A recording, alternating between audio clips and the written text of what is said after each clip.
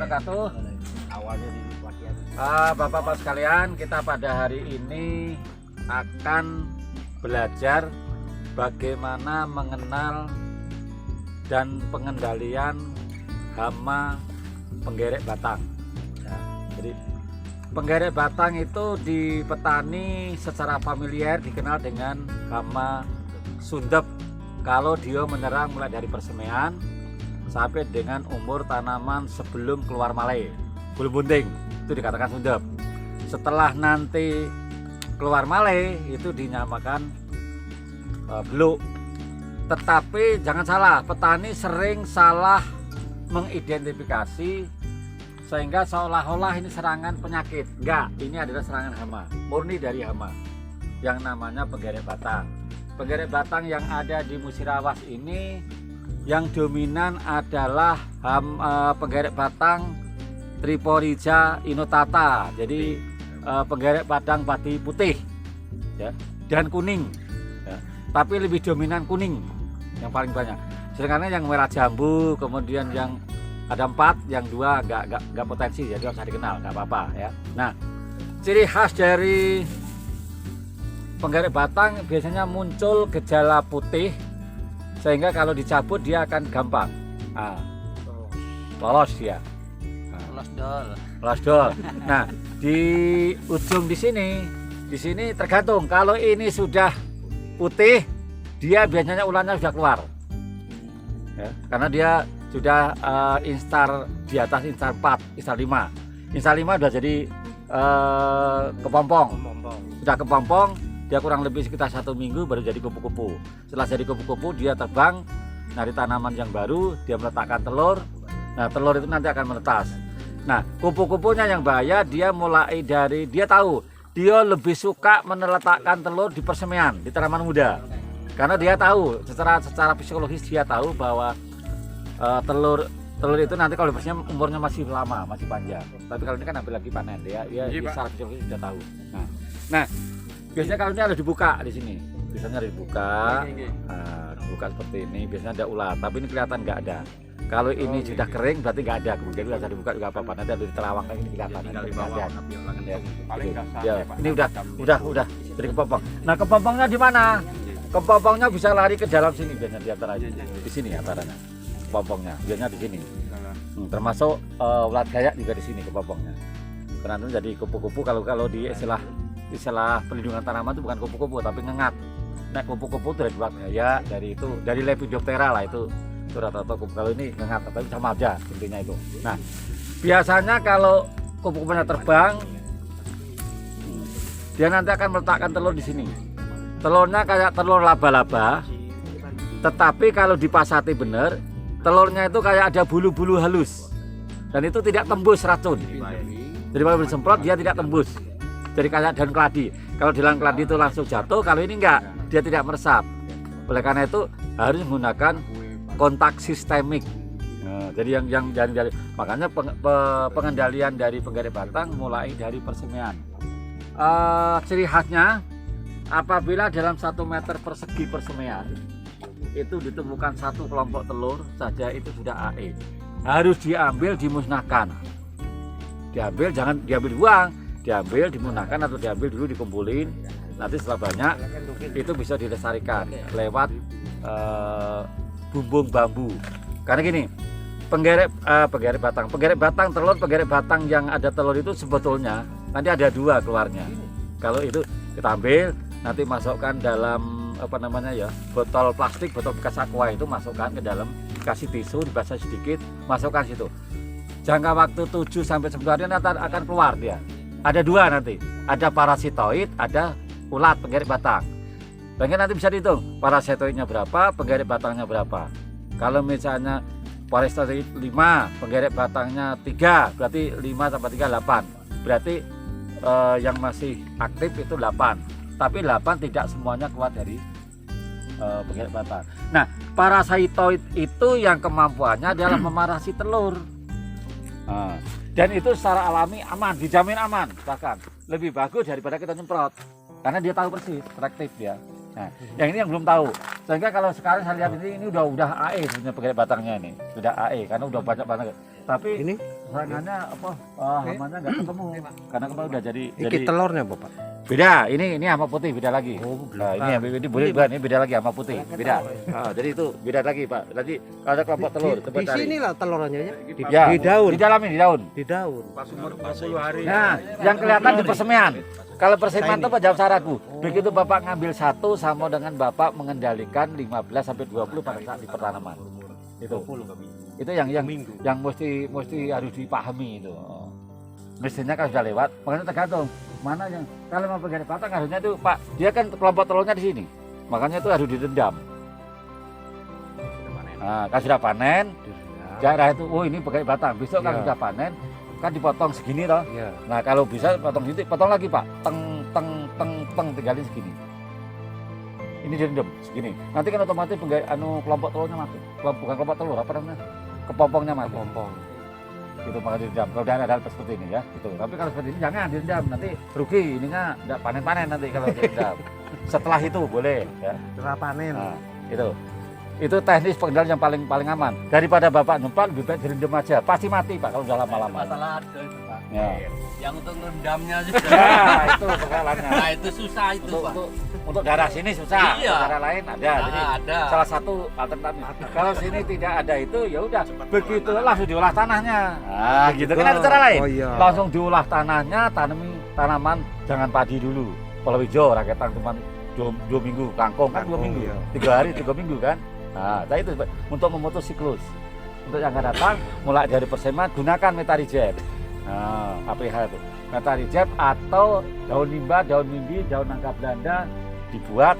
Sekarang Pesnap tidak lagi difermentasi selama 1 hari 1 malam. Hari ini buat di blender langsung bisa disemprotkan. Sekarang teknologi terbaru dari Jatisari itu. Kalau dulu kan 1 kali 24 jam, sekarang nggak perlu. Kalau misalnya tepat langsung boleh, ya. Tapi dengan menggunakan alkohol. Ya, tanpa alkohol. Setiap 1 liternya itu 10 cc. Ya. Dia langsung ya. Itu sampai perekat seperti itu. Jadi sekarang teknologi udah canggih banget. Pengalaman itu dari penggarip batang itu kuncinya cuma satu. Pada saat pengamatan di persemian, ambil kelompok telurnya, dikumpulin, dimusnahkan. Jangan dibuang, beda Pak. Ya. Sekarang itu pohon coklat gitu. Pohon coklat pohon satu. Sekali lagi aku ingatkan. Lihatlah. Sudah pelajari di mana-mana Pak. Entah Pak Lawang, entah Muratara, entah Lubuk Linggo, entah di mana-mana. Nah sekarang Lubuk Linggo sama Trawas itu barangnya berkurang.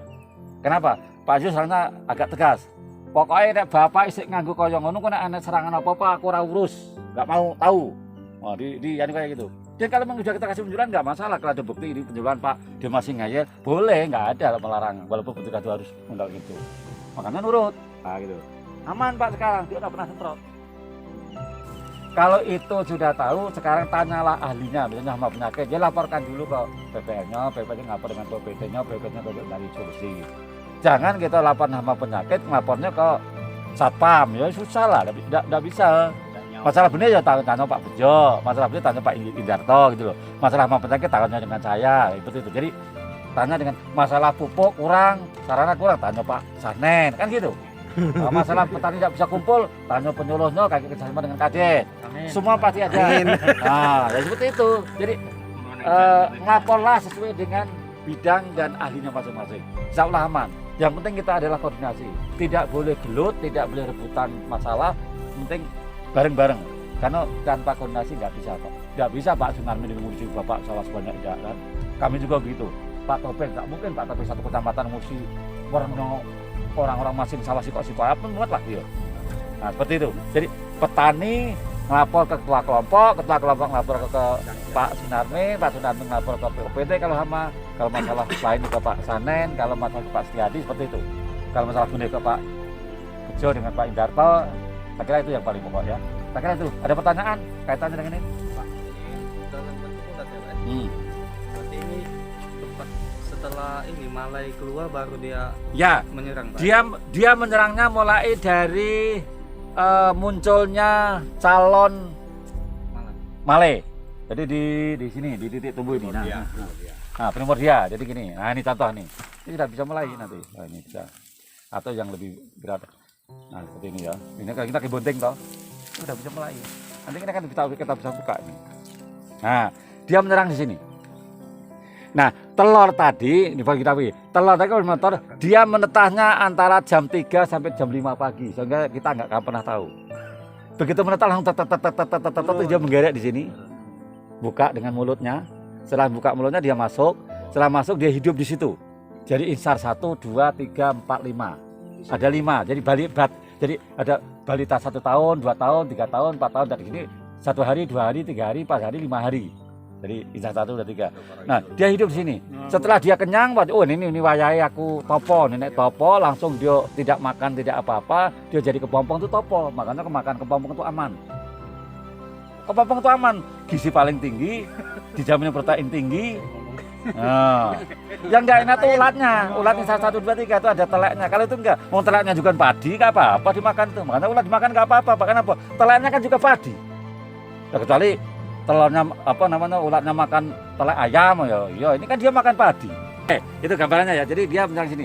Nah, itu bedanya dengan nanti kalau ketemu dengan blas. Blas yang bahasa kita adalah leher. Patah leher. Itu nanti di sini, Pak. Dia gelnya di sini. Dia lukanya di sini aja dia. Sini sehat. Di sini. Nah, sini langsung hampa. Kenapa? Karena makanan yang diambil dari akar disalurkan, dimasak oleh daun, setelah jadi daun jadi karbohidrat atau jadi kalori masuk ke sini, disalurkan ke sini. Tapi karena ini dipenggal oleh cendawan tadi patah segini cuman nanti yang hitam-hitam itu di sini. Itu berarti bukan penggerek. Gejalanya sama. Pak itu seluruh Pak padi itu Pak. Seluruh padi. Tapi ada Pak yang tidak. Apa maksudnya? Yang tahan. Oh, enggak, maksud saya gini, Pak. Setiap di lehernya ada yang cuma 1. Yang lain enggak, ada yang semua. Itu Mas Bapak kata semua padi begitu semua enggak. Tidak tahan Pak. Lah ya tadi tergantung. Ya. Ini juga 2 ini termasuk tahan. Tapi jangan salah, Pak. Kalau nanti ada patah leher, Bapak megang sini, kalau Bapak megang leher yang lain, megang sini, kena dia, Pak. Ini hama putih. Karena dia menyerang, dia menyebar dengan cendawan ini menyebarnya lewat angin, lewat air, sentuhan manusia, tangan.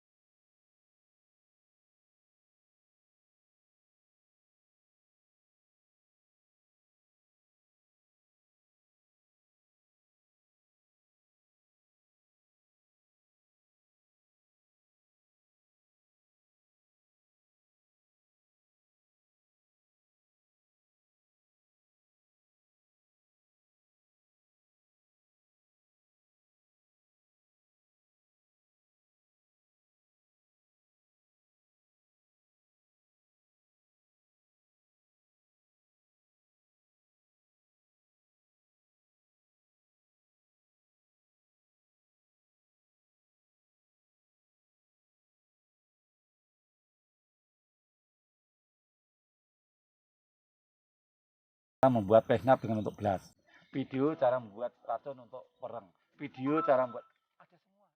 Tinggal kita mau tidak. Saya penyuluhan ini kan hanya untuk buka kunci aja, Pak. Ini kuncinya, silakan punya bawa, nanti bukalah sendiri. Tapi nggak kan mungkin nak ngomong semua ini kan. Paham ya? Saya kira itu saja. Terima kasih. Assalamualaikum warahmatullahi wabarakatuh. Waalaikumsalam.